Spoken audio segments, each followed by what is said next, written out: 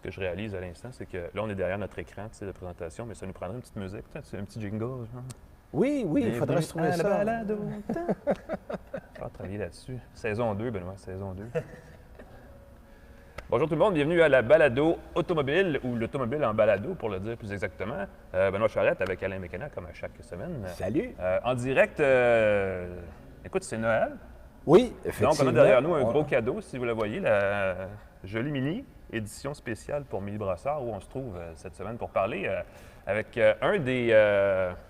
un membre digne de la famille Hébert, je ne sais pas comment le dire exactement, troisième génération de propriétaires ici du groupe Park Avenue, qui est le premier à recevoir la gamme Polestar au Canada, si j'ai bien compris. Puis on va en parler dans l'émission avec Norman John Hébert, qui va être avec nous. Alors, puis excusez si je suis un peu rouge, j'arrive de faire la route 66, j'ai pris un peu de soleil. Pour être pas habitué en décembre, c'est vrai que ça n'arrive pas souvent. On ne se donne pas de crème pour le soleil, alors j'ai un petit peu rougi. Moi, je t'ai suivi en esprit parce que j'ai regardé le film Bagnole, Cars, oui, avec les enfants. En fait, qui est inspiré beaucoup. Qui se passe essentiellement sur la route 66. En fait, le fameux Radiator Springs, le village de Cars, représente, c'est un amalgame de beaucoup de villages qui ont dépéri, ni plus ni moins, avec l'arrivée des grandes autoroutes américaines. Et c'est un peu ce qu'on a fait. On a fait beaucoup de villages du Midwest américain, Chicago à Santa Monica. Mais on va y revenir un petit peu plus tard dans l'émission, parce que j'ai quelques images, on va en parler 2 minutes. C'est littéralement le cœur de l'Amérique, en fait, il n'y a pas de doute là-dessus. C'est le cœur de l'Amérique et je peux juste vous dire que Donald Trump n'est pas encore battu aux prochaines élections. Hein? Il y a du républicain, là, monsieur, c'est quelque chose. L'Amérique rouge. Oui, monsieur. Exact. Hey, on va partir, on sort du rouge, on va même pas dans le bleu, on va directement dans l'électrique. Oui. Ce qui tombe bien, parce que Polestar, c'est ça aussi. Hein, c'est un peu la thématique de l'émission d'aujourd'hui. Mais il y a eu, et dans l'électrique, on pense aussi évidemment à Tesla, qui a lancé son fameux pick-up Cybertruck qu'on voit partout finalement. J'allais dire, on le voit ici, mais on le voit partout. Si le but d'Elon Musk était de faire parler de lui, on peut dire mission accomplie, hein, parce que Dieu sait qu'on en a parlé. Quand ils ont présenté le camion, avec un toit solaire pour la benne. Ils ont présenté un paquet d'accessoires, incluant le petit VTT, donc le véhicule tout-terrain qui était dans la benne, lui aussi. VTT électrique, bien sûr, évidemment. Mais en fait, c'était pas clair au moment où ça a été présenté, c'était quoi ce débit-là. On a appris en fin de semaine, grâce à la magie de Twitter, parce qu'Elon Musk, comme Donald Trump d'ailleurs, aime Twitter, que ce véhicule-là, ce petit véhicule tout-terrain, allait être produit à peu près en même temps que la première génération, que la première fournée de camions de Cybertruck. Donc, on risque de voir une option ou un Tesla ATV, parce qu'on dit en anglais Alternate Vehicle, qui va être mise en marché à la fin 2021. Et c'est un peu beaucoup grâce à la pression populaire, parce qu'au départ, je pense que c'était pas prévu qu'on fasse un VTT pour aller avec le camion. Clairement une question de réaction à la demande. Puis ce qui est amusant avec Tesla, c'est qu'ils ont l'air de surfer. Tu sais, ils ont un plan, on dirait, un plan de business, un plan d'affaires, qui est juste comme en fonction de la popularité des modèles. Oui. En fait, on se demande des fois s'ils ont un plan d'affaires. Ils aiment jouer avec l'idée, puis on va suivre ça de près. On n'a pas les détails techniques, évidemment, parce que probablement que Tesla non plus les a pas. Non, c'est probablement un modèle qu'ils ont fait comme ça pour présenter, mais c'est tout. Ce qui est le fun, c'est que l'électrification, ça va aussi dans le hors-piste. Oui. Et une autre marque qui nous le confirme, c'est Segway.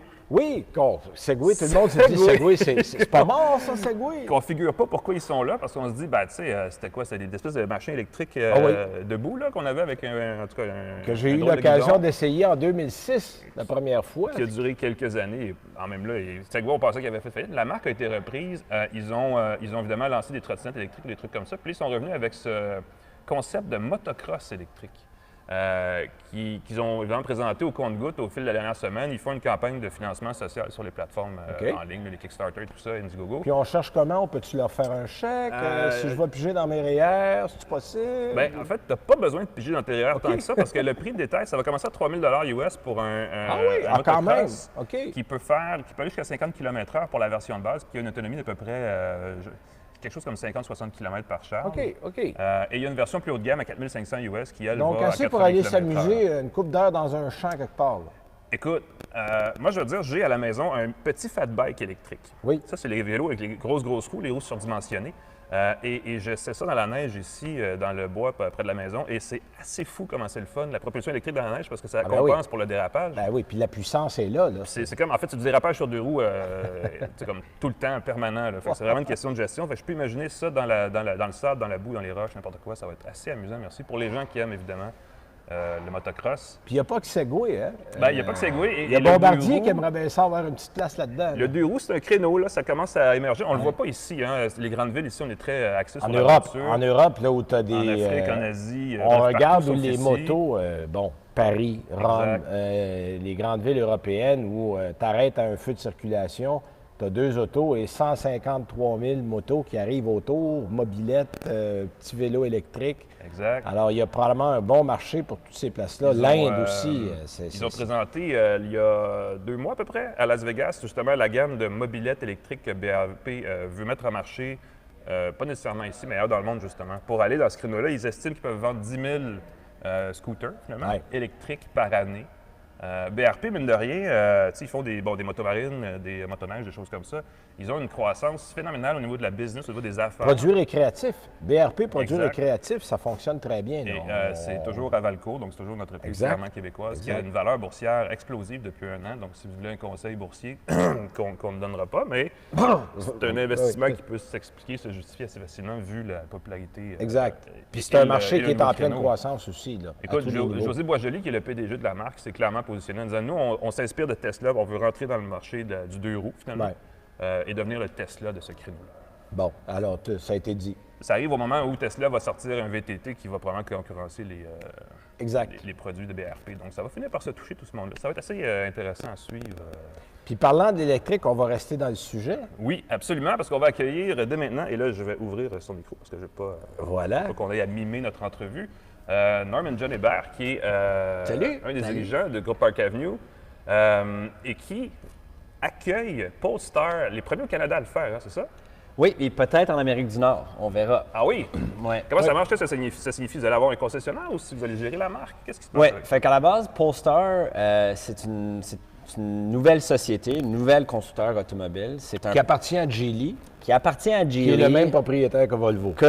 Exactement. Fait que le propriétaire de Volvo, c'est une compagnie en Chine qui s'appelle Geely Holdings. Oui, qui est un gros consortium. Là. Exactement. Ouais. Puis eux autres, ils investissent massivement dans l'électrification, dont à travers leur marque maison Geely, à travers Volvo, qui a fait, qui dès l'année prochaine, tous les autos qui vont designer et produire vont être soit électriques ou hybrid. Exact. Et puis maintenant, avec une marque de performance et de luxe qui s'appelle Polestar.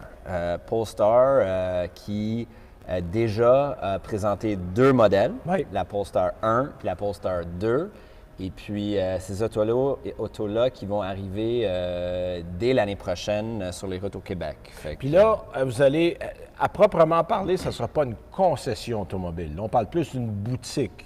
Tout à fait. Alors, Polestar a une vision vraiment de changer la façon que les gens magasinent leur auto. Fait qu'il va y avoir deux éléments qui sont un peu différents que l'achat d'un automobile traditionnel et qui se comparent beaucoup plus avec ce qu'on voit chez Tesla aujourd'hui. D'abord, on réserve un véhicule en ligne, comme Tesla.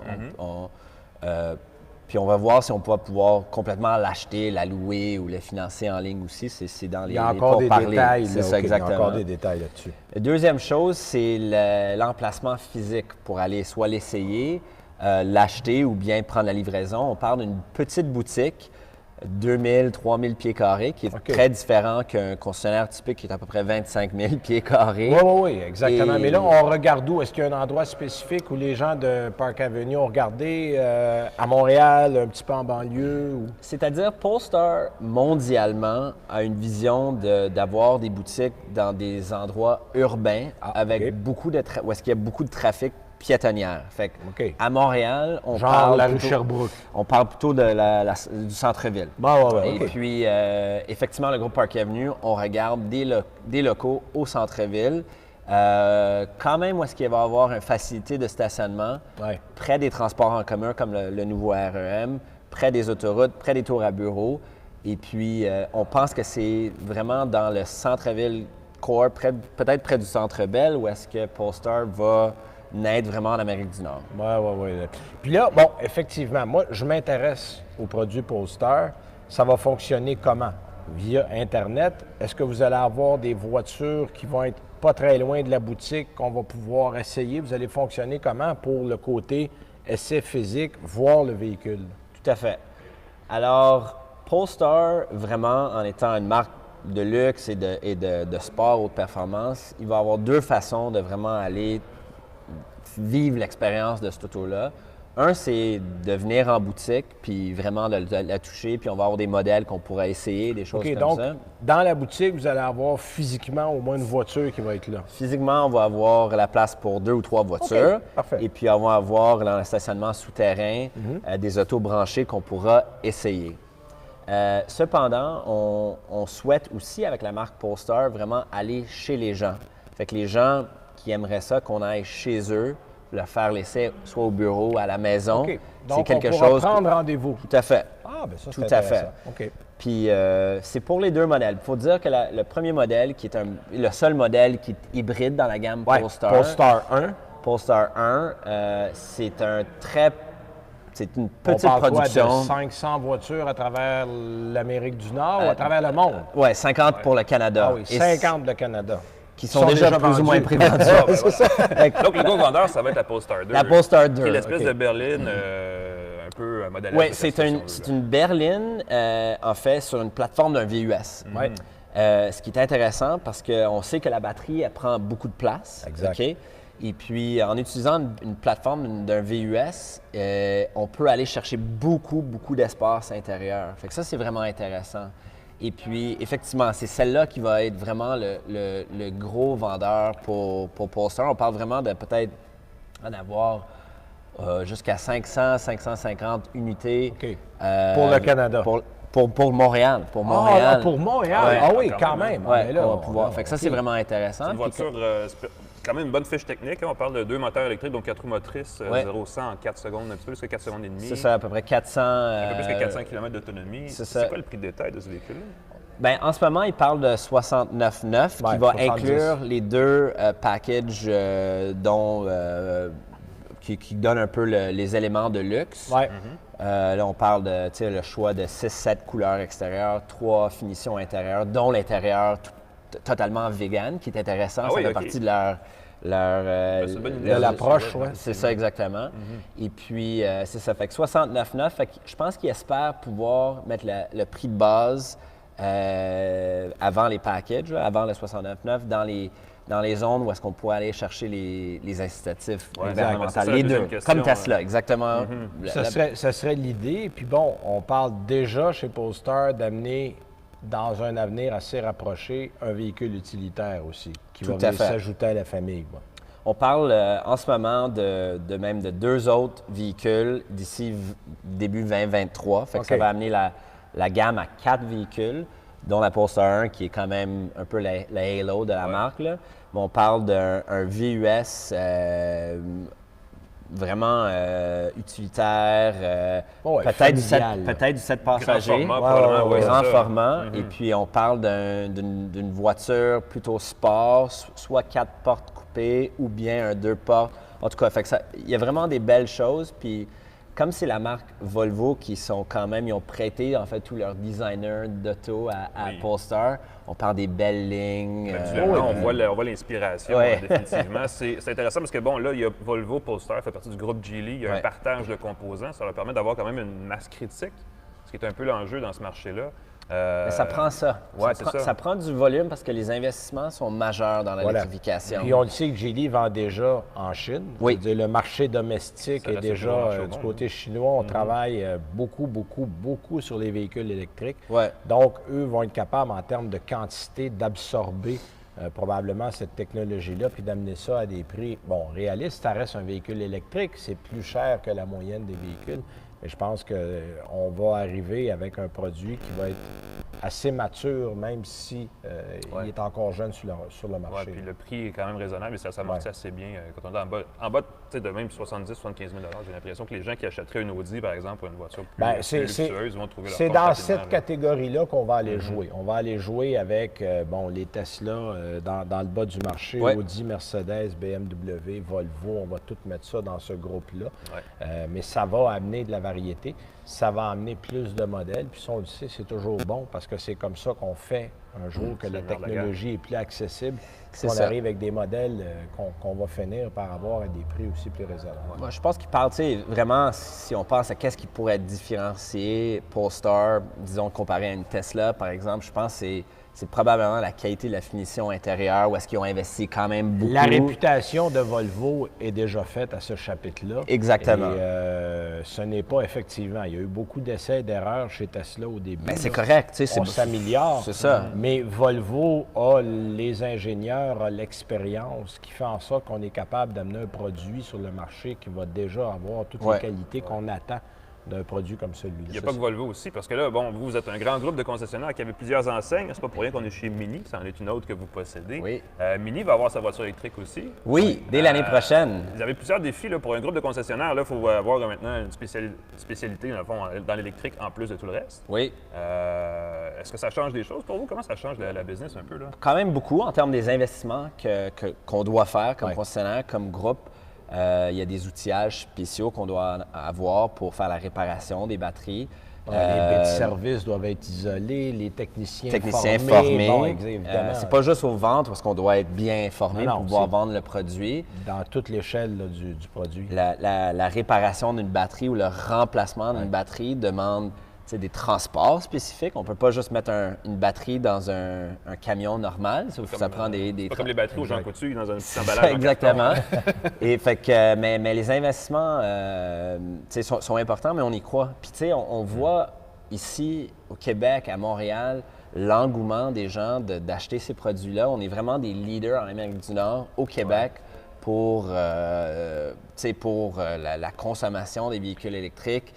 La plupart des véhicules qu'on vend, que ce soit chez Audi, chez Jaguar, même chez Toyota, les plug-ins, etc., ou les autres marques comme Kia, Hyundai ça va être partout. Là, pour la Mini E, avez-vous déjà un quota ou quelque chose de prévu? C'est une centaine de véhicules pour le Canada, dont j'espère au moins 50 pour le Québec. Oui, ça serait logique qu'on en vend la moitié. Répartition du marché, mais ça, c'est une véhicule que probablement, après tous les incitatifs, tout ça va se détailler autour des 20 000 fait qu'avec un 250 km d'autonomie, c'est un winner pour le Québec. C'est parce que c'est une Mini, c'est joli. Les gens aiment le style de la Mini. Puis là, tu as un modèle électrique. Fait que c'est sûr qu'ici, il va y avoir de la demande. Ça, c'est garanti. Il s'agit de voir si on pourra fournir à la demande. C'est ça. Ça vous fait une belle gamme. Est-ce que pour... il y a eu des histoires avec l'émergence de technologies de concessionnaires qui avaient de la misère à présenter des véhicules électriques aux acheteurs. Est-ce que si les gens viennent dans votre groupe, vous avez un bon accompagnement pour leur trouver le bon véhicule? Ça demeure un défi. Ça demeure un défi de bien former nos gens sur à la fois la... Parce qu'il y a une grosse variété de technologies en même temps. Là, oui, c'est ça. Mais c'est ça. Mais c'est les bons points puis les points où est-ce qu'on doit s'adapter. Parce qu'il y a beaucoup de formation aussi d'impliquer dans ça. Oui, beaucoup. Ça, c'est pas facile au quotidien, là, parce que les constructeurs vont souvent beaucoup plus vite que toutes les étapes qui vont suivre au niveau de la vente, au niveau de la formation pour ceux qui vont entretenir le véhicule et tout. Donc, je pense que c'est une des tâches des concessionnaires de voir à ce qu'on soit capable de suivre. C'est ça. Parce que le client, maintenant, en général, est bien informé. Oui. Et c'est pas toujours facile. Mais dans le véhicule électrique... Les plug-ins électriques, ça doit être... Je peux vous dire que notre président, le propriétaire de notre entreprise, mon père, depuis le mois de mai, il conduit juste des véhicules électriques. Et je pense qu'il est vendu pour toujours des véhicules électriques, mais c'est quand même un changement de comportement. C'est une transition importante, puis il y aura des changements de comportement, d'attitude, d'approche à effectuer à tous les niveaux. Et nous, on veut juste prendre ces expériences-là puis pouvoir bien les communiquer d'une façon transparente à nos clients. Tu sais, l'installation d'une borne ou pas. Nous, notre rêve, ça serait de pouvoir offrir ce service-là. Au moins le faire clé en main. pour nos clients. Mais si on ne peut pas nécessairement le faire clé en main, parce qu'il y a quand même, chaque maison est différente, chaque appartement est différent, au moins offrir toute l'information à travers l'expérience qu'on a vécue. C'est ça, pour que les gens, en fait, puissent vivre le même genre d'expérience qu'ils vivent avec un véhicule à combustion interne. Là, on est habitué, ça fait longtemps, tout ça. Donc, c'est d'amener ce même niveau-là pour les autres arrières. Puis, en terminant, Polestar, on attend ça quand? Là? La boutique, est-ce qu'il y a une date de dire, là, on ouvre et on va avoir des modèles à montrer? Été, automne 2020. OK. Est-ce qu'on peut faire des précommandes sur le site web en ce moment? Tout à fait. Sur polestar.com, on peut prendre des commandes. C'est un dépôt de 1 500 $ qui est remboursable. Et puis, dès que là, vous êtes mis sur une liste. Et puis, dès que les programmes, les prix en mensualité sont disponibles, ils vont être communiqués à travers nous, à travers Polestar. Et puis, si on peut donner un conseil, prenez-vous d'avance. Oui. Des véhicules électriques, il faut être patient, il faut budgéter ça parce que c'est souvent 6, 7, 8 mois. Alors, si vous voulez vous inscrire puis vous pensez que 3 jours après, vous allez avoir une auto électrique, vous n'en aurez pas. Si vous en avez besoin là, moi, je dirais aux gens, allez-y là. Moi, j'ai commandé mes deux. Même avant d'être concessionnaire Polestar, j'ai mis 2 dépôts sur un 1 puis un 2. C'est ça. Ça va être intéressant de suivre ça, en tout cas, dès qu'on peut les voir, parce que pour ne pas les avoir conduites, évidemment, mais les avoir vus puis avoir entendu des gens parler. On a vu les deux. On a bien hâte de conduire ça. Bien, merci beaucoup. Merci beaucoup. Merci beaucoup de ton temps. Merci, M. Vert. Merci beaucoup. Alain, il nous reste 2 petites choses à faire avant de finir. Des affaires de rien du tout. Des affaires de rien du tout. Non, c'est ça. Je te parle, Benoît, tu es allé, et tu l'as dit en entrée de jeu, faire une belle grande route. Oui. En fait, pour la 2e fois en 5 ans, puis je m'étais dit, bon, est-ce que je vais trouver la 2e fois aussi pertinente que la première? Je suis allé faire la route 66, Chicago à Santa Monica. La route n'a pas changé, mais on a vu différents endroits. En fait, on voit l'Amérique. L'Amérique rurale, l'Amérique de Donald Trump, là, on l'a traversée d'un bout à l'autre. Mine de charbon, l'Amérique rurale, puis on voit un peu, moi ce que j'ai réalisé, c'est qu'un pays qui n'a pas de filet social, quand tu n'as pas grand-chose, tu n'as vraiment pas grand-chose. Les extrêmes sont extrêmes. Ah, sont très extrêmes. Évidemment, on a découvert, il y a des classiques. On est passé par le Cadillac Ranch, que vous voyez à l'écran, qui n'est pas techniquement sur la route 66, c'est tout près d'Amarillo, au Texas. On est passé au Kansas. Il y a seulement 13 000 de la route 66 qui est au Kansas. C'est vraiment, là, tu passes comme ça. Mais il y a une petite station-service qui a inspiré le film Cars, dont tout le film est basé. C'est cette petite... c'est vraiment cette petite station-service-là que les gens qui ont réalisé, les gens de Pixcom, en fait, qui ont été les gens derrière le film, avaient vu. Disney, qui est maintenant sur Disney+, voilà, donc exactement. Les enfants peuvent l'écouter en boucle. C'est pour ça que je suis... c'est mon histoire, ça. On parle du jeune père de famille qui le regarde plus souvent qu'à son tour, c'est ça? Et, mais ça vient de là, effectivement. Puis c'est tout ça vient de là, culture exactement. De la vieille... de l'Amérique. Pas de la vie automobile négativement, mais tu sais, cette espèce de tradition, de respect de l'auto et tout ça. Puis la route 66 représente très bien ce qu'on voit dans le film Cars, c'est-à-dire que c'est l'Amérique du milieu du 20e siècle qui a été comme laissé un peu de côté. Ça a commencé tranquillement avec Eisenhower en 1954, quand lui, revenant de la Deuxième Guerre mondiale, la Seconde Guerre mondiale, avait vu l'autobahn en Allemagne et s'était dit, Seigneur, ça nous prend un réseau comme celui-là. Et le programme des Interstates aux États-Unis a commencé quelques années plus tard pour se terminer en 1985. C'est vraiment là qu'on a déclassifié la route 66, sauf qu'il y a certains endroits comme l'Arizona où la route 66 était loin des autoroutes. Alors, on a renommé la route 66 mais une route nationale de l'Arizona. Ah bon? Et c'est au bout de cette route 66-là qu'on arrive au Grand Canyon. Bien, ça, c'est... Oui, parce que ça, c'est un incontournable. Puis ça aussi, c'est pas sa route 66. On fait un détour, là, de...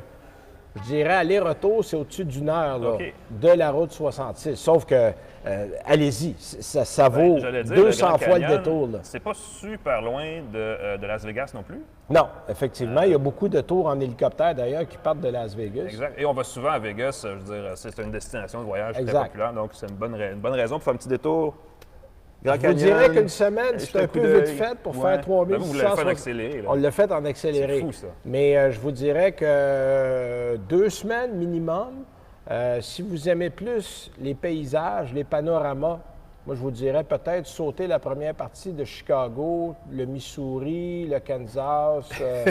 C'est moins intéressant. Il y a beaucoup de, je dirais, de reliques, de vieilles bâtisses. Les Cadillacs, c'est pas mal. Mais à partir du Texas, en arrivant au Nouveau-Mexique, là, ce qu'on voit dans Cars, les paysages, les panneaux, ça, c'est le Nouveau-Mexique et l'Arizona.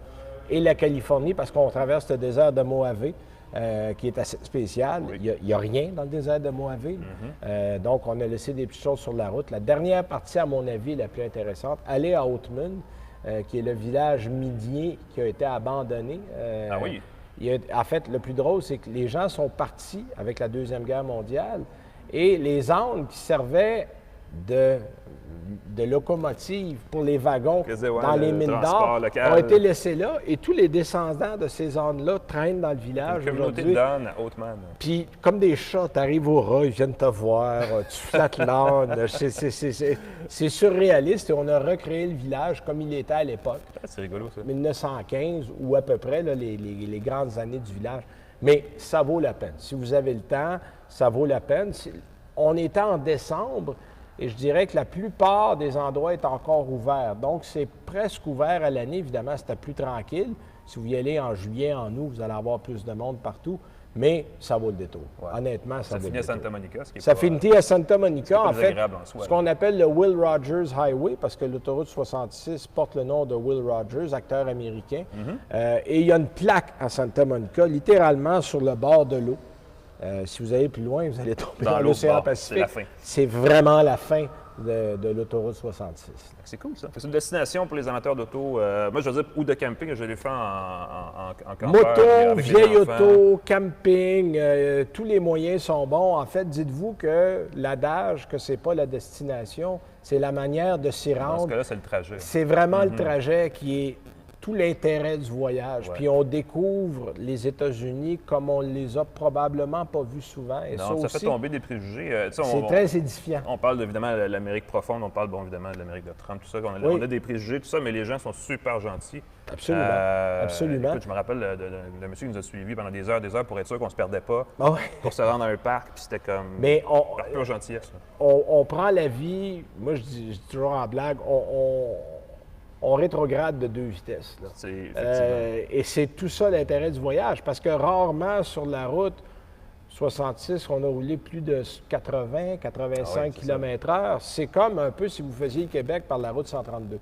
Ce qui est une autre chose que je recommande d'ailleurs. C'est une très belle route. Absolument. justement. C'est un bel Et on exemple. découvre des endroits qu'on ne connaît pas. Ouais. qu'on De toute façon, connaît faire pas. ça à l'autoroute, faire le highway, l'interstate tout le long pour traverser le Midwest, c'est plate à mort.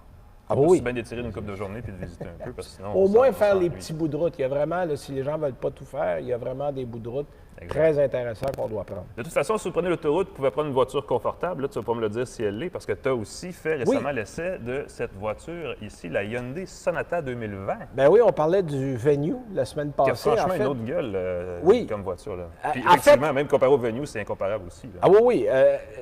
Là, on a, et Hyundai fait ça de temps en temps. En 2011, quand on avait présenté la nouvelle génération de Sonata, on avait sciemment fait un style un peu plus provoquant pour essayer d'aller chercher l'intérêt. Parce qu'il faut bien comprendre que même si les berlines n'ont plus le même attrait qu'elles ont déjà eu, c'est encore le 6e segment le plus populaire Ça sur représente le un bon marché. volume, ben oui, c'est ça. Et tu as des joueurs de taille majeure dans ça. On parle Honda Accord, on parle de Toyota Camry, on parle de véhicules comme l'Altima, Ouais. le Mazda 6, bon, évidemment, la Sonata. Ils Et ont, là, la Sonata, en 2020, pour se sortir un peu du lot, on a surtout travaillé le devant du véhicule.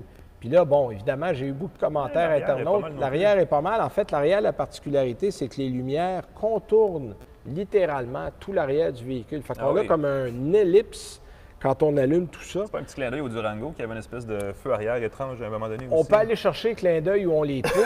Ben oui, mais je chose trouvais qu'on ressemblait un petit peu à certaine, une Volvo aussi, mais là, à je l'avant, suis moins sûr. là. la particularité, c'est qu'on a amené le capot sous la ceinture de caisse. Alors, ça lui donne une espèce d'air, les gens, j'ai eu beaucoup de gens qui disent ça a l'air d'une barbotte. Une grosse barbotte, ben oui. C'est l'air de poisson. Ce qui n'est pas faux. Mais l'intérieur est intéressant. On réussit beaucoup du côté des Coréens à amener de l'équipement à un prix raisonnable. Ça a l'air spacieux, en tout cas. C'est spacieux. Bien, 4 mètres 95. On est presque à 5 mètres de long. Là.